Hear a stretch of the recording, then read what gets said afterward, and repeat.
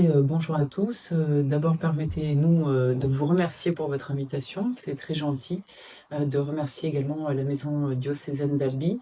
Donc je suis, Aude Bernard, je suis accompagnée de Marie-Christine Monnoyer, qui était ancienne, titulaire de la chaire Jean Bodin et j'ai le plaisir de lui succéder depuis, la rentrée 2024.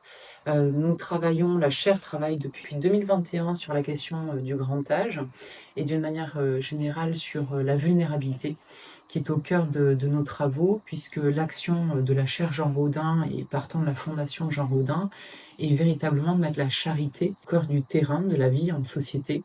Et cette charité, elle peut prendre diverses formes au travers de diverses personnes.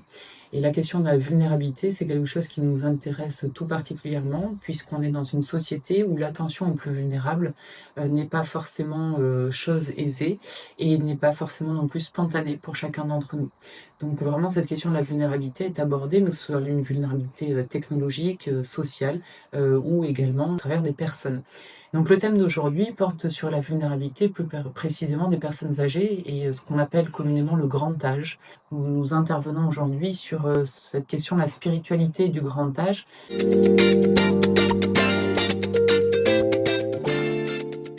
Ce sont essentiellement des gens qui sont actifs dans une forme de présence, soit dans les EHPAD, soit dans les maisons du grand âge, parce que leur quotidien les conduit à s'interroger sur la forme de leur appui, de leur aide, et ils sont aussi confrontés à des situations qui peuvent sembler baroques, anormales, choquantes, et donc ils ont besoin de voir si on peut trouver d'autres idées, d'autres appuis, d'autres outils juridiques, technologiques, humains, pour répondre à la mission qu'ils ont accepté de prendre, puisque toutes les personnes qui étaient devant nous étaient des gens en activité auprès des personnes en situation de vulnérabilité et des personnes en grand âge.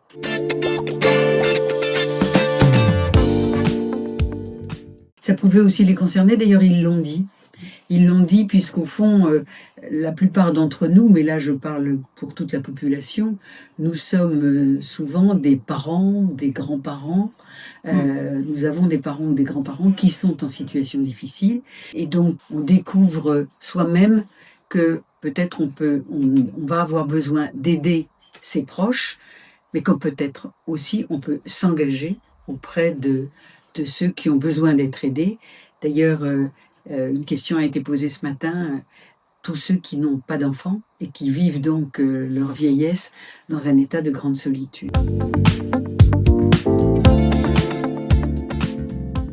On a abordé la question du moment où les personnes vont quitter leur domicile parce qu'elles sont en situation de moindre autonomie et donc elles sont amenées à aller soit vivre dans leur famille, lorsque quelqu'un est en possibilité de les accueillir, soit vivre dans une maison qui n'est pas encore une EHPAD, mais qui est un lieu où on peut vivre en collectivité. Et donc ce moment du départ et la façon dont il est sans doute nécessaire de se préparer à ce départ, qui peut nécessiter du temps long. Et puis, lorsque le départ a eu lieu, et que donc les personnes sont dans une situation, dans un autre lieu de vie, eh bien, lorsque on découvre à ce moment-là que la préparation sans doute a été insuffisante. Nous avons évoqué ce que nous allons appeler la réparation du choix qui a été réalisé.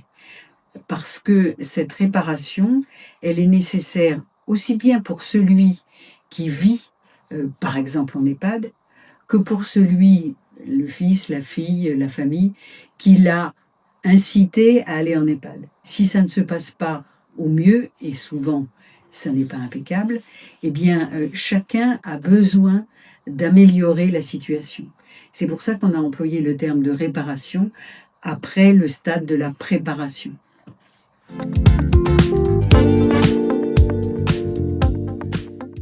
La culpabilité est forte de la part de ceux qui ont accompagné leurs parents, par exemple, mais il y a aussi une certaine culpabilité de la part des plus âgés qui ont parfois été violents au départ en disant tu m'as mis en prison, ou c'est pas comme ça que j'avais imaginé la fin de ma vie, et qui se rendent compte assez rapidement dans le lieu où ils sont qu'en fait, ils ont besoin d'être aidés au quotidien.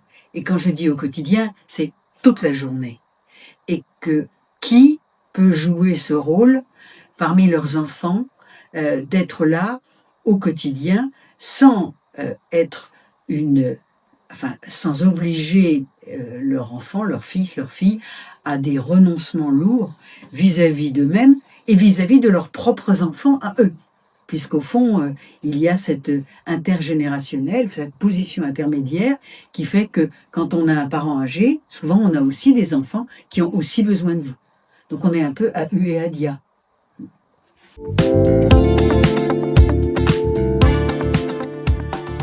Présentation que j'avais faite, je m'étais dit, je vais d'abord parler de la préparation et puis après de la réparation.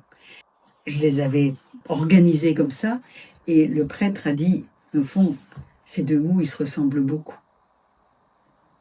Et j'avais pas pensé. On a abordé des outils et on en abordera d'autres cet après-midi.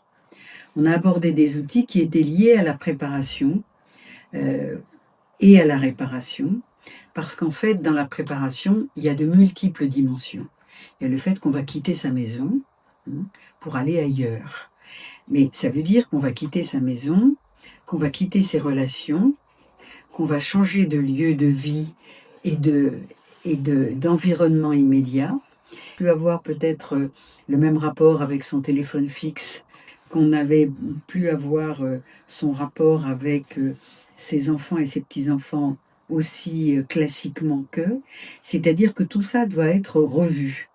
Et cette révision, ça veut dire par exemple qu'il va falloir penser à son compte bancaire, il va falloir penser à son téléphone, il va falloir penser à ses relations avec les enfants et comment elles se font. Est-ce qu'ils vont passer à la maison et il n'y a plus de maison? Est-ce qu'ils vont passer me voir? Ceux qui habitent loin, comment ils font pour passer me voir? Ceux qui ont l'habitude de me téléphoner le soir, etc., est-ce que ça va être possible de les avoir au téléphone le soir? Et donc on a abordé chacun de ces points.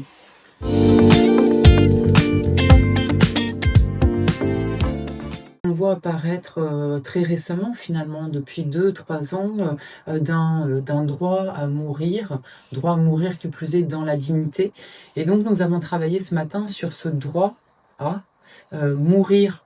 Pourquoi mourir et qu'est-ce qui se cache derrière? Est-ce que c'est la fin de vie et comment on entend la fin de vie? Est-ce que c'est une fin de vie par rapport à une échéance inéluctable liée à une maladie? Est-ce que c'est plusieurs pathologies qui concourent à une fin de vie qui va être longue et difficile? Est-ce que c'est une fin de vie psychologique, psychiatrique qui s'amorce et donc un jeune de 20-30 ans peut se considérer lui aussi autant en fin de vie qu'une personne qui a 80 ou 90 ans?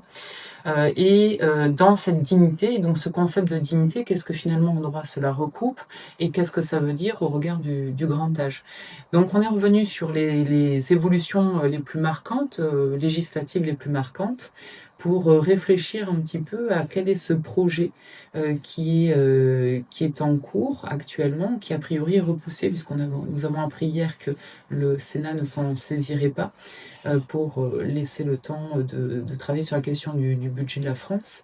Mais voilà, quand la question va revenir, finalement, sur quoi faudra-t-il réfléchir et d'où venons-nous, juridiquement parlant, et où souhaitons-nous aller et quelles seront les conséquences derrière de ce choix?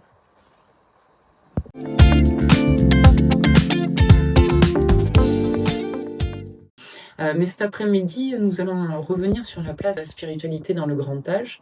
Et ça, c'est une journée que nous avons vécue toutes les deux le 13 mars 2025, puisque c'était la 3e journée d'études sur le cycle du grand âge que la chère Jean Rodin avait organisée, qui a été absolument passionnante parce que nous sommes interrogés sur donc, la place de la spiritualité, le rôle de la spiritualité et comment on met en œuvre la spiritualité.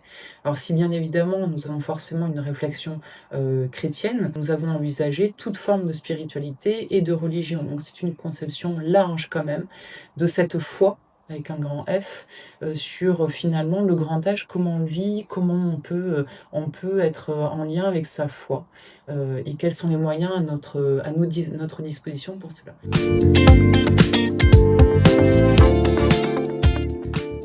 Tout à fait, et ça, il y en a malheureusement beaucoup, parce qu'on est une société où il y a 50 ans, les personnes avaient, une activité spirituelle ou religieuse parce que ça faisait partie d'une forme un peu de tradition, d'organisation, hebdomadaire. Le dimanche matin, on va à la messe ou on se rend dans d'autres lieux de culte, c'est un petit peu, classique, et maintenant ça tend à moins l'être pour diverses raisons qui sortent du cadre de notre intervention.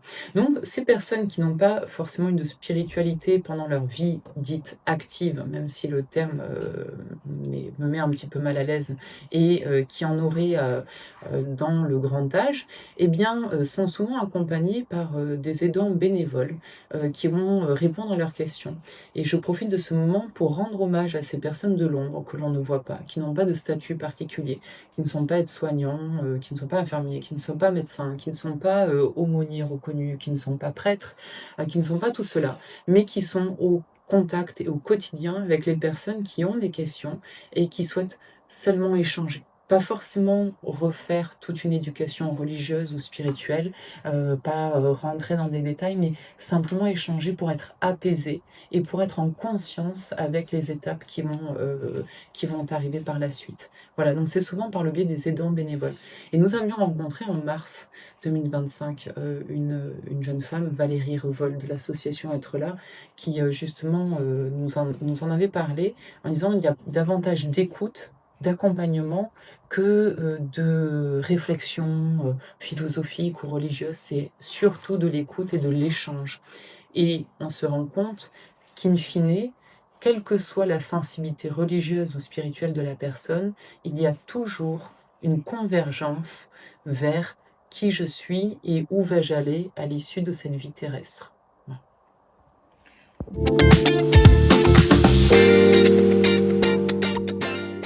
C'était dans la préparation d'une des journées que nous avons consacrées au grand âge.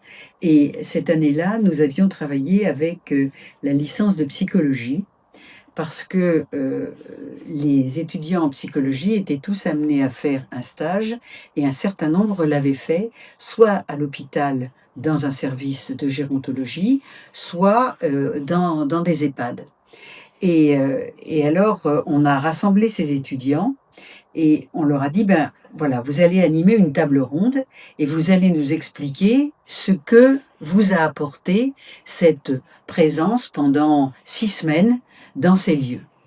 Et il y a une jeune fille qui était là et qui a dit, eh bien, voilà, moi, j'ai 20 ans, et en fait, j'avais très peur de la mort. Et je n'osais pas en parler avec mes parents, parce que c'est quand même pas un sujet qui se discute entre la poire et le fromage.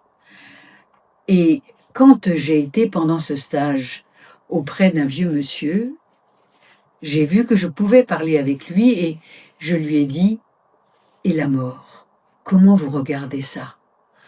Et alors ce monsieur a discuté, mais des heures avec cette jeune personne, et le jour de la table ronde, elle nous a dit: «Depuis que j'ai eu cette discussion, j'ai plus peur de la mort.»